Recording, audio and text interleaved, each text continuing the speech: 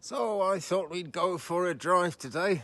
In my car behind me, you can probably move around enough anyway. You can probably see all the junk in there. There's old heaters, old bits of metal. It's mostly metal that's going off today. And what else have we got there? Oh, just all manner of junk, an old chair, all kinds of stuff. And so I'm going to take it to the dump, and I thought I'd bring you guys with me because it's a road that we haven't been on before, actually. So let's see how we go. So what about clutter, guys? You've got a lot of clutter in your life? You can hear some of mine rattling behind me, and pretty soon we'll get rid of that when we get to the dump. And I think we've all got our own feelings and opinions about kind of clutter and the stuff we've got around us and how we feel about that, what it means to us. I suppose I'm very far from unique, but I'm quite unusual because I would like to have no clutter at all, you know. Just a virtually empty house with food in the kitchen and, you know, the kitchen machines, the mixer and the toaster and the kettle and the cooker and stuff, and just like a little bookshelf with a few books on that mean a lot to me, and maybe whatever I'm reading at the time. A little bit of furniture and I'd be happy, you know. I have a friend who lives in a great big house with virtually nothing in it. He's a little bit too far the minimal way. So I'm surprised he hasn't wrapped everything in plastic. He hasn't, but you know, there's not a speck of dust. I could say there's not a thing out of place, but there's virtually not a thing in there at all, except him. I wouldn't like to go quite that far, but I really don't like to have a lot of clutter. And right at the beginning of my journey with spiritualism, actually, I was advised to clear out at least the corners of my rooms, because there's a strong belief out there, and actually I think it made quite a positive difference when I cleared the corners, because they say lower spiritual influences can hide out in cluttered corners. Sounds like really superstitious, but I tell you, it rang a bell with me, and so I cleared my corners out, and yeah, I really feel a difference. Felt much lighter. Clearing out under the bed was good as well. At that time I took 12 trash bags, 12 dustbin bags out from under the bed full of junk. I don't know how it worked, how I managed to have so much under there, really. But immediately the cats sort of made under my bed their office. So I don't know, I'd rather have cats than low spiritual energies under my bed any day. I suppose it's not a bad thing. So there's this other side to clutter, and I guess people who believe this wouldn't really see it as clutter, and I sympathise. Some things are nice to have around you, you know. And there's one thing I've got in the back today, and I'm going to throw it out almost tearfully, because it's a kerosene heater, a paraffin heater of a kind that was made in the 1950s. And I use kerosene heaters quite a bit in my house anyway, but I have modern ones that they recycle the fumes and they don't smell, which is nice. But I've got a couple of old ones in the back to get rid of, actually, but the one I'm particularly wanting to talk about now is called a Valor heater, and my grandparents had one. And when my grandmother passed away, my grandfather kept it, and they hadn't used it for years at that point, actually, because it stank. But he kept it in his kitchen because it reminded him of my grandmother, his lady that he lost, that we all lost. And I always liked the look of it. I didn't like the smell of it. I remember being very, very sick when I was a child The smell of that paraffin heater. Not good. But I saw one on eBay one day, and it was very cheap. So I bought it just to have as a plant stand, really. It's a tall thing, you know.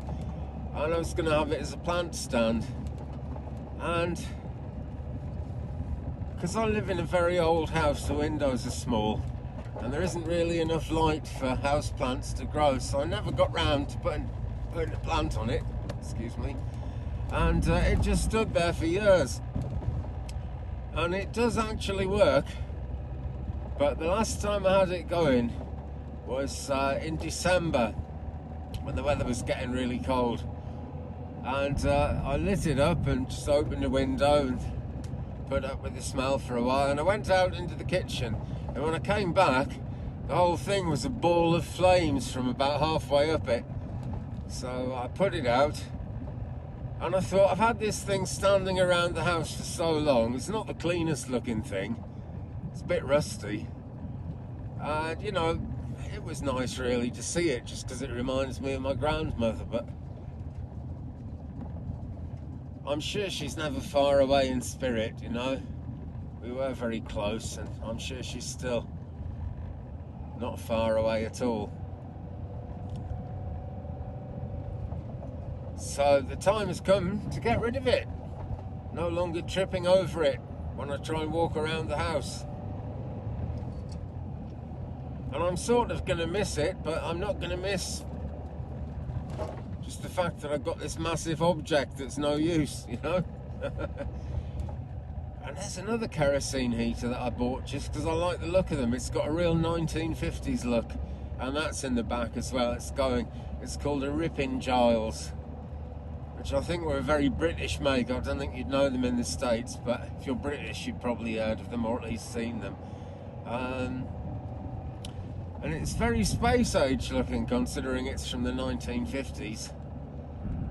And that too works, but I've actually never used it in 4 or 5 years that I've had it, because that smells so bad. And I thought about this. I can't understand why anyone ever used them really.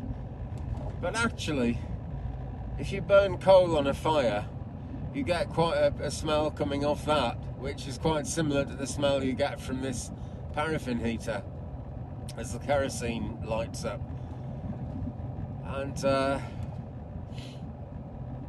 so that, I guess, was why, you know, it was considered okay to be a really smelly thing, because any way of getting warm in the 50s was a bit smelly, to say the least. So that's going as well, and that's just been standing outside with a plastic bag over it for years. So when I first got it, I lit it up to see what would happen, and it lit up. I lit it up outside, and it just, even outside the smell was overpowering. So that's it. It's remained outside ever since, and that's kind of the end of it. So it will meet its end today when I eventually get to the council rubbish tip. So there's, you know, two things at least that I've got quite a strong sentimental attachment to and a liking for. And I sort of liked having them around, even though they were no use. But I'd rather have the clear space, you know. If you've got clear space, you can do something with it. I had a girlfriend once who was a real hoarder of stuff. Well, she didn't see it as hoarding. She said she was an antiques collector. And to be fair, it was some of it was fairly valuable, you know. It's like 100-year-old clocks and things. But they took over her life, really. Just couldn't move in her house, which was a shame because it was a nice house. So I don't know what became of her in the end. I haven't seen her for years, but I hope she's decluttered now. I think it would make quite a big difference.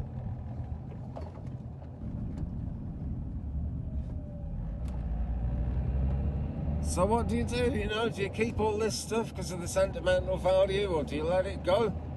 I think it's good to let it go, you know, because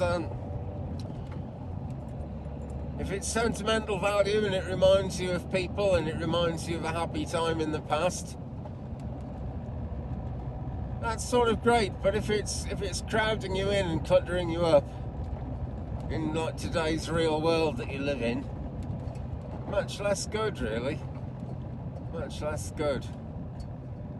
I'm sort of semi-lost at the moment, so I'm going to cut off for a minute and see if I can find my way to wherever the hell I'm supposed to be going.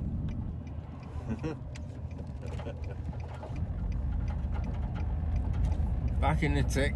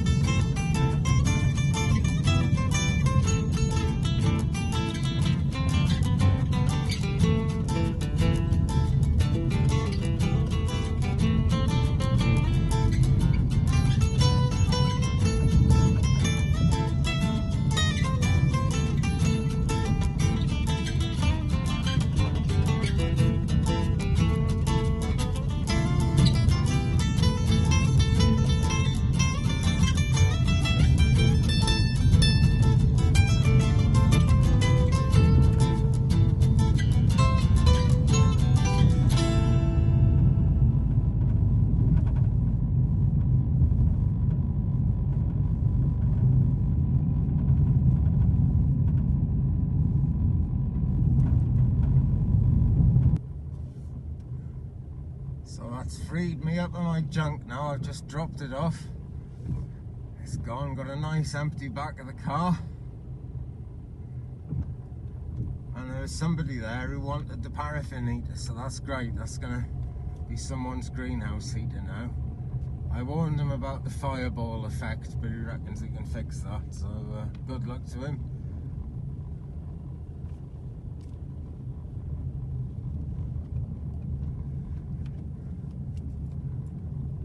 So I think we'll nip into town and go to the garden centre and get some more compost. I've been thinking hard about this, and I'm thinking I might do a separate garden channel. Because you'll all still be able to watch it if you want. And I'm hoping it will attract gardeners to give me advice. Which would be no bad thing, because I'm not the best of gardeners. I just like to have a try. This way, I think.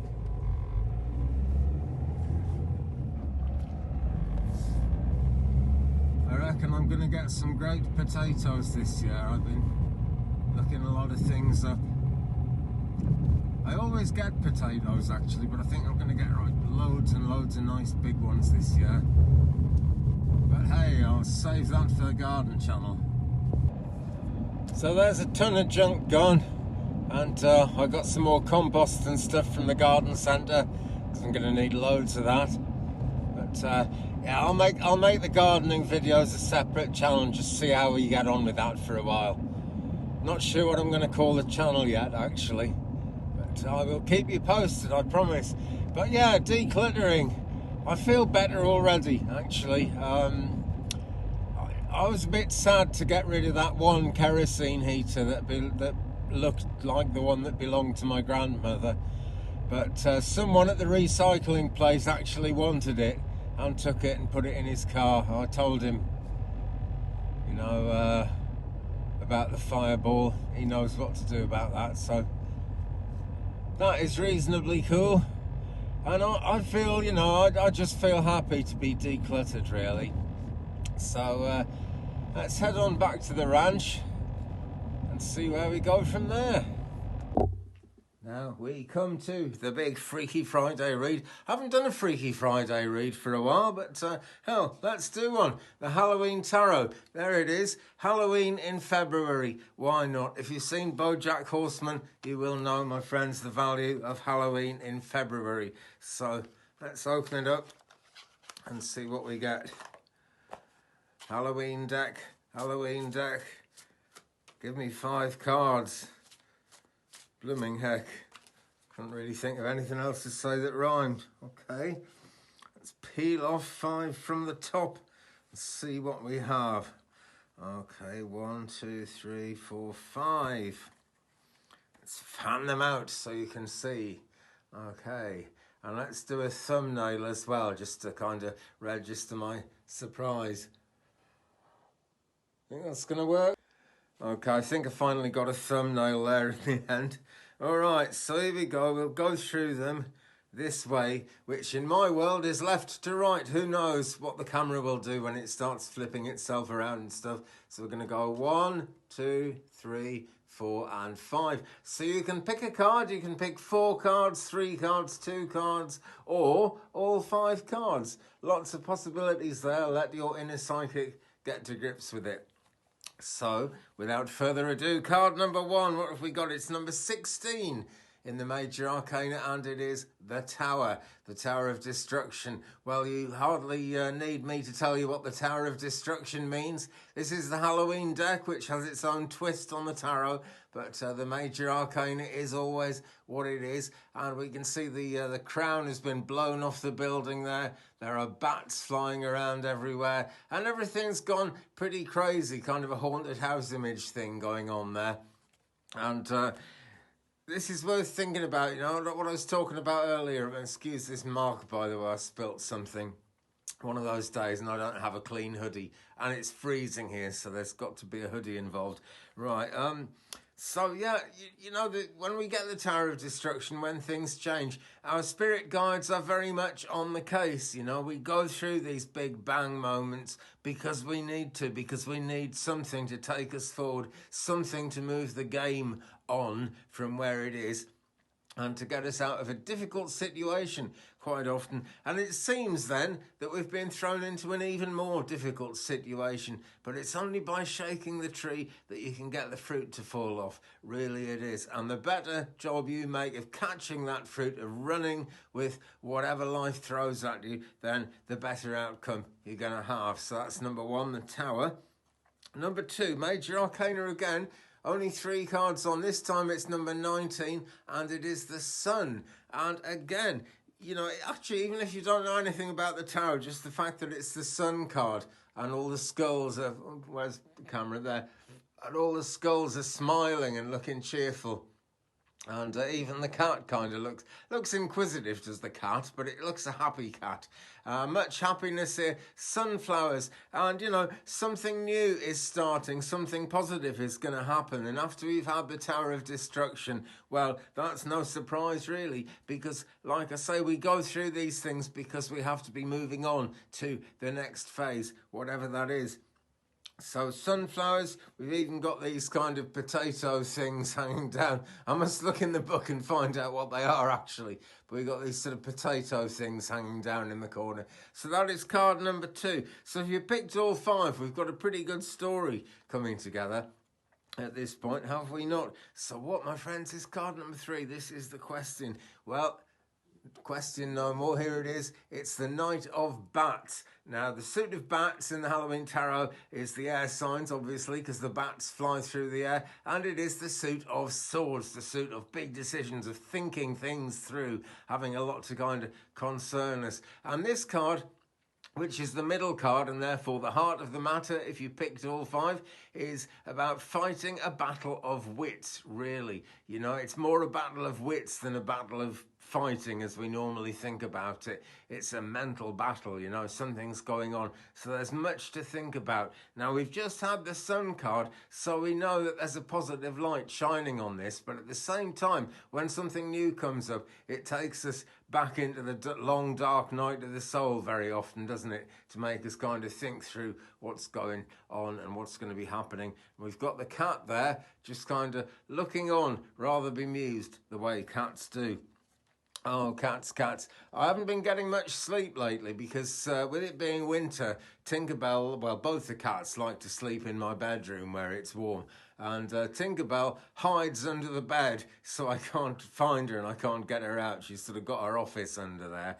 And so I keep having dreams where it's something to do with a cat scratching. One night there was someone sweeping a floor constantly in the dream. And when I woke up, it's the sound of scratching coming from Tinkerbell from under the bed. Gets on my nerves a bit. I love having the cats around me actually, but I just have really weird dreams if they sleep in the room, because they make really weird noises and my brain tries to make the most of it. Anyway, there we have the Knight of Bats. So where are we going next? We are going next, friends, to card number 4, the 4 of Pumpkins. So card number 4 is a 4. That would seem to portend something positive. And here we have Mr. Pumpkin Man wandering along, and there are 3 pumpkins around him and he's holding one in his hand. Now this card is essentially the 4 of Pentacles in the more traditional tarot. So it's that earthy energy and it's that promise of abundance really. And this card is all about stability, being 4 square. It's the angel number as well. So once again, we can see some help coming in from the higher realms, from the divine. It's always coming in, but it's nice to be reminded of it. It's so easy to kind of move on through life without realizing all the angelic help there is. And all we've ever got to do is call on it and it comes through and it's real. So stability, prosperity, and the advice of this card really is to plant now for a future harvest, you know, sow the seeds of the future. And I'm going to be sowing seeds in the garden pretty soon. It's still February and I'm sowing seeds in the house so I can sow them in the garden later. Look out for that gardening channel. I still haven't decided what to call it, but I'm sort of working on the idea of the first video. So that'll be there pretty soon. 4 of Pumpkins, success from hard work. That's what it's really about. 4 of Pentacles, 4 of Pumpkins, whichever way you want to see it. And friends, that brings us to the ultimate card, the last card, card number 5 in this 5-card spread on this Freaky Friday. 7 of Imps. There we are. What do the Imps represent? Wands, fire signs, basically. Okay, and being a fire sign myself, this one is speaking to me. And this card, it's tricky. You know, we've had a lot of positive indications here. We started with the Tower of Destruction, but then we got the Sun, and then we've had this, promise of stability as well coming through after we've had the Dark Night of the Soul with the Knight of Bats. Uncertainty here, a risky new venture. But this card suggests that you can beat the odds, my friends, because it's all about success through courage. So take heart, excuse me, take heart and do your very best with whatever life has been throwing at you in recent times. Not just in recent times, it's worth looking back over the past. Where have things kind of kept going wrong? It's easy to think when a thing is kept going wrong that that's always going to go wrong for you. Well, the 7 of Imps calls for you to just let go of the past, Let go of that attitude if you possibly can. And the best way to let go of the attitude is to let go of the past because, tomorrow, well, actually, 2 minutes' time is the beginning of the rest of your life. Quite honestly. So you might as well think positive. You really must think positive if you possibly can. A lot of people say, thinking positive, what's that going to do? It makes a hell of a difference and you're much more likely to get a positive outcome, a happy issue, as it were, out of whatever has been afflicting you. So there we go, friends. There is today's Freaky Friday read. Hope you got a lot out of that. I certainly did, actually. This is one thing about making tarot videos. It's a reading for me just as much as it's a reading for you. So I got loads out of it. And if it wasn't my channel, I'd smash the thumbs up button. That's what I'd do.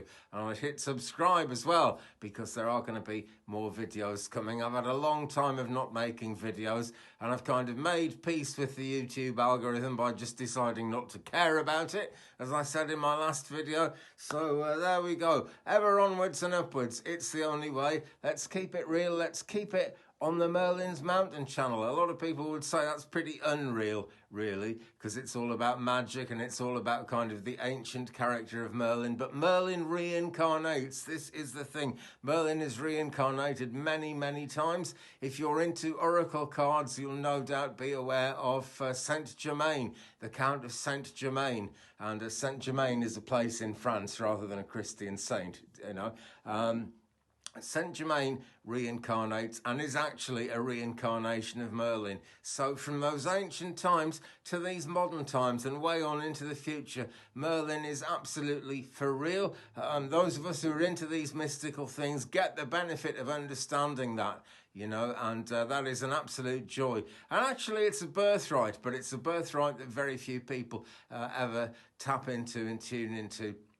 But hey, you're watching Merlin's Mountain. This is what it's all about. So hit the subscribe, give me a thumbs up, leave me a comment, guys. Let's share this journey of life. Tell me what cards you picked. Tell me what you think. And I will see you again in a future video. Thanks so much for watching. Have a fabulous time ahead. Love, light, blessings, and peace.